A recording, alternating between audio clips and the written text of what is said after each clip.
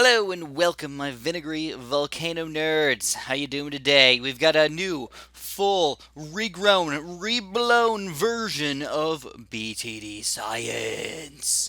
Today we're going to be comparing the Grandmaster Ninja on the left to the third tier Sun God on the right. This is a 501 Grandmaster Ninja versus a 302 Sun God. And I didn't do a 320 because most people generally agree that the 302 actually is better than just giving yourself a little bit of extra range over there, as long as you put him in the right spot.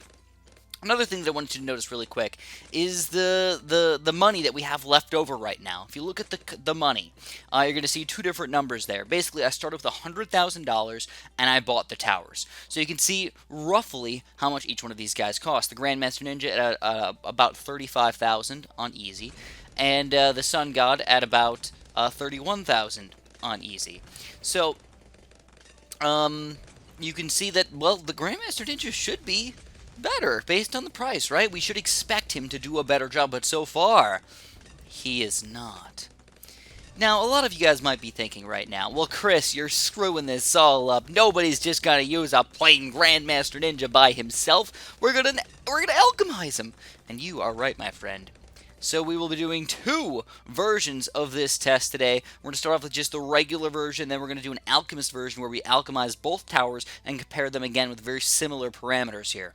So, so far, obviously, whoa, man, the Grandmaster Ninja is struggle-lugging against these mobs, where the Sun God just annihilates them. It looks like the Sun God's definitely winning, at least so far.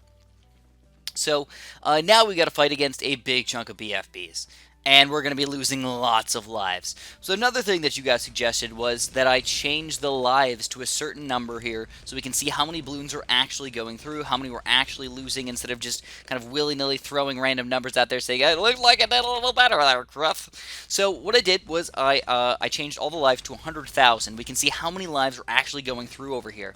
It's not a perfect example because sometimes, you know, you can damage a Moab but still have the entire Moab sneak through, and that's going to be the same amount of lives as if a full health Moab sneaks through, you know? So it's not perfect, but I think it's the best example we can have right here. And you can see with the Grandmaster Ninja, we're losing basically every single life. Almost nothing is getting popped over here. We're down to under 86,000 already, where with the Sun God over here, still got about only 7,000 lost. So not too shabby, man. Definitely got to give it to the Grandmaster Ninja here.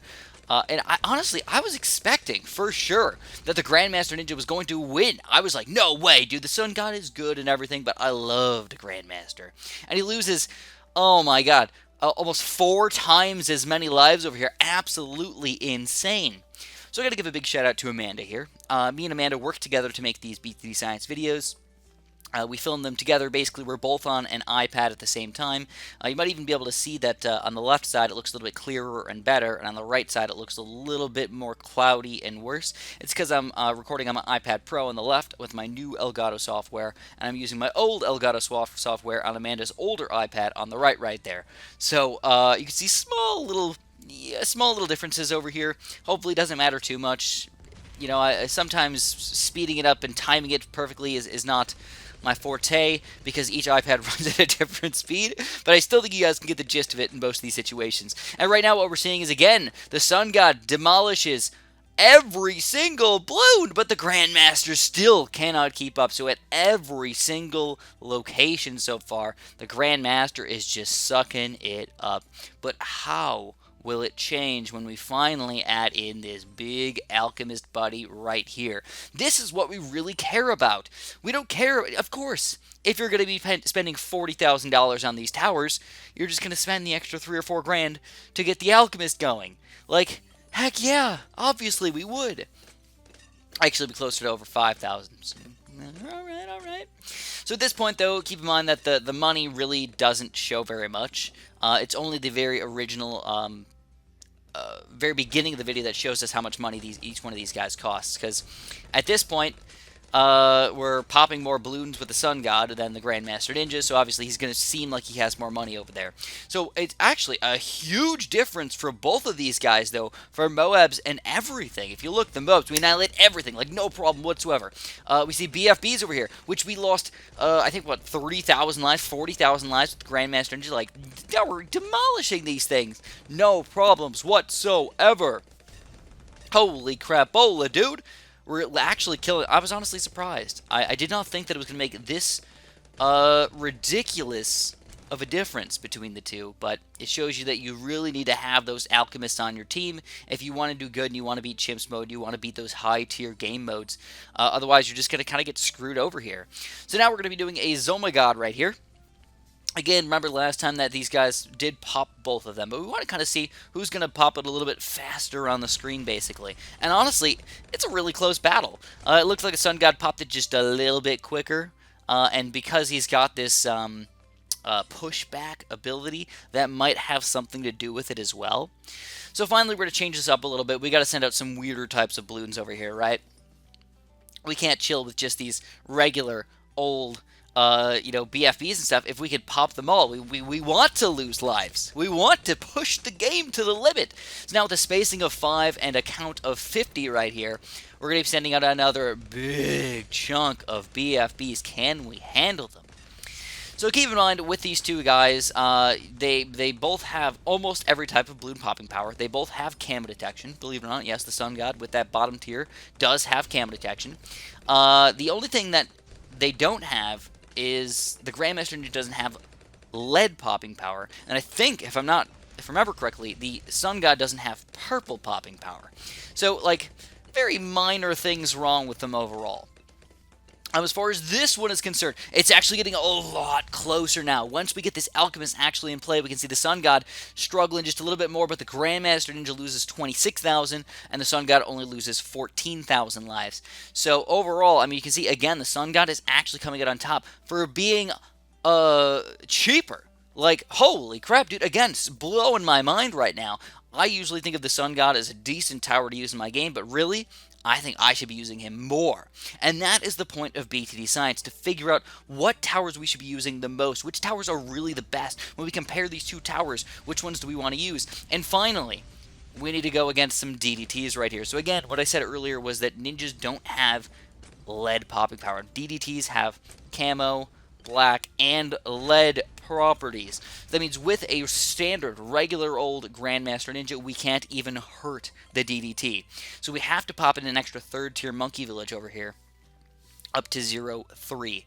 You can add in the 2-3 or the whatever you want to. Right now it's just a 0-3, and I just kind of wanted to compare, how well are we going to do against these balloons. And you can see, well, the Sun God's doing okay, actually. He's not doing that bad a job against the DDTs. I just keep making it more and more difficult. I want to basically push these guys to the limit. When are we finally going to start losing lives to these DDTs? Do I need to make the spacing lower or the count higher, or what do I need to do to make these guys finally take us down?